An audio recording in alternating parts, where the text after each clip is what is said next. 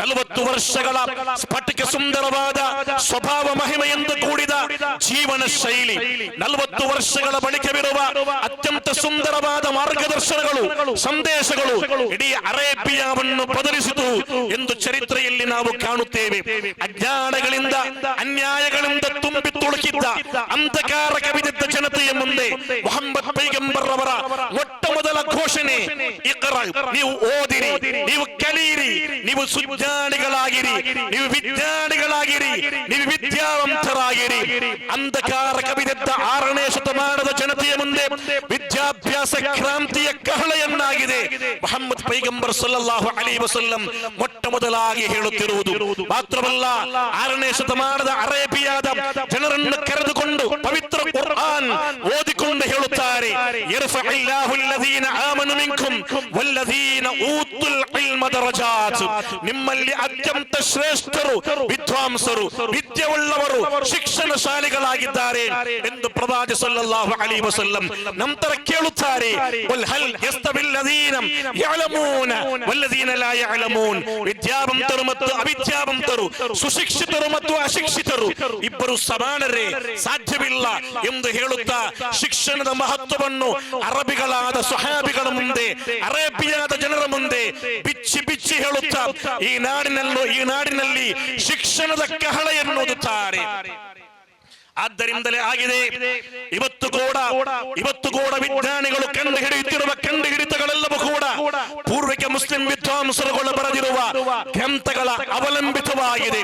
Ibn ಸೀನಾ, Ibn ಬತೂತ, ಅಲ್ ಬರೂಸಿ, Jabir Ibn ಹಯ್ಯಾನ್, Ali Abbas, Abubakar ರಾಜಿ ಅಂತಹ ಪೂರ್ವಿಕರಾದ ಮುಸ್ಲಿಂ ವಿದ್ವಾಂಸರುಗಳನ್ನು ಈ ಜಗತ್ತು ಕೊಡಮಾಡಿರುವುದು ಪ್ರವಾದಿ ಸಲ್ಲಲ್ಲಾಹು ಅಲೈಹಿ ವಸಲ್ಲಂ ಅವರ ಆ ಶಿಕ್ಷಣದ ಮಹತ್ವವನ್ನು ಕಲಿತುಕೊಂಡು ಅವರು ಕಲಿತಿದ್ದೆಂದಾಗಿದೆ. ಕ್ಯಾಸ್ಪಿಯನ್ ಸಮುದ್ರ ತೀರದಲ್ಲಿ ಕೇವಲ ಹೇಡಿ ಹಿಡಿದುಕೊಂಡು ಜೀವನ ಸಾಗಿಸುತ್ತಿದ್ದ ಯುರೋಪಿಯನ್ ಜನತೆಗೆ ಸೈನ್ಸ್ ಅಂಡ್ ಟೆಕ್ನಾಲಜಿಯ ವಿಶಾಲವಾದ ಪ್ರಪಂಚವನ್ನು ತೋರಿಸಿಕೊಟ್ಟಿರುವುದು ಪೂರ್ವಿಕರಾದ ಮುಸ್ಲಿಂ ವಿದ್ವಾಂಸರಾಗಿದ್ದರು ಎಂದು ಚರಿತ್ರೆಯಲ್ಲಿ ನಮಗೆ ಕಾಣಲು ಸಾಧ್ಯವಾಗುತ್ತಾ ಇದೆ. ಮಾತ್ರವಲ್ಲ, ಅರಬಿಗಳ ಮುಂದೆ ಪ್ರವಾದಿವರೆಯರು ಹೇಳುತ್ತಾರೆ, ನೀವು ಮನುಷ್ಯರನ್ನು ಮನುಷ್ಯರಾಗಿ ಕಾಣಬೇಕು, ಕರಿ ಬಿಳಿ ಎಂಬ ಅಸ್ಪೃಶ್ಯತಾ ಮನೋಭಾವವನ್ನು ತೆಗೆದುಹಾಕಬೇಕು, ಗುಲಾಮತ್ವದ ಸಂಕೋಲೆಯಿಂದ ಮನುಷ್ಯರನ್ನು ಬಿಡಿಸಬೇಕು ಎಂಬಿತ್ಯಾದಿ ಸಂದೇಶಗಳಾಗಿವೆ. ಪ್ರವಾದಿ ಮುಹಮ್ಮದ್ ಪೈಗಂಬರ್ ಸಲ್ಲಲ್ಲಾಹು ಅಲೈಹಿ ವಸಲ್ಲಂ 6ನೇ ಶತಮಾನದ ಜನರ ಮುಂದೆ ಹೇಳುತ್ತಿರುವುದು. ಅಲ್ಲಿ ಕರಿ ಬಿಳಿ, ಅಲ್ಲಿ ಜನಾಂಗೀಯ ನಿಂದತೆ, ಅಲ್ಲಿ ಅಸ್ಪೃಶ್ಯತೆ ಎಲ್ಲಾ ಕಡೆಗಳಲ್ಲಿ ಕಾಣುತ್ತಿದ್ದ ಒಂದು ಕಾಲವಾಗಿತ್ತು.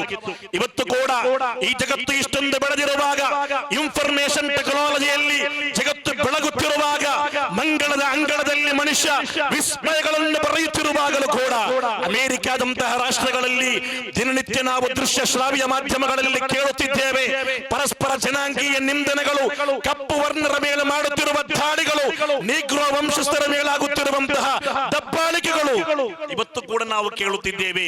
ಆದರೆ ಇದರ ವಿರುದ್ಧ ಪುಣ್ಯ ಪ್ರವಾದಿ ವರಿಯರು ಪವಿತ್ರ ಕುರ್ಆನಿನ ಆಯತ್ತುಗಳನ್ನು ಹೇಳುತ್ತಾರೆ, ಯಾ ಅಯ್ಯುಹನ್ ನಾಸ್ ಇನ್ನಾ ಖಲಕನಾಕುಂ ಮಿನ್ ذكر وانثى وجعلناكم شعوبا وقبائل لتعارفوا ان اكرمكم عند الله اتقاكم.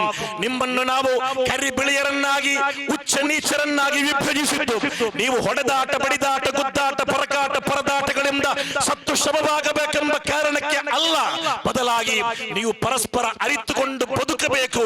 ಅದಕ್ಕಾಗಿ ಇಲ್ಲಿ ಉಚ್ಚ ನೀಚವಿಲ್ಲ, ಇಲ್ಲಿ ಮೇಲ್ಜಾತಿ ಕೀಳ್ಜಾತಿ ಇಲ್ಲ, ಇಲ್ಲಿ ಕರಿ ಬಿಳಿ ಎಂಬ ಅಸ್ಪೃಶ್ಯತೆಯ ಒಂದಿಂಚು ಕೂಡ ಕಾಣಲು ಸಾಧ್ಯವಿಲ್ಲ ಎಂದು ಹೇಳುತ್ತಾ ಮನುಷ್ಯರನ್ನು ಗುಲಾಮತ್ವದ ಸಂಕೋಲೆಯಿಂದ ದೂರ ಮಾಡುತ್ತಾರೆ.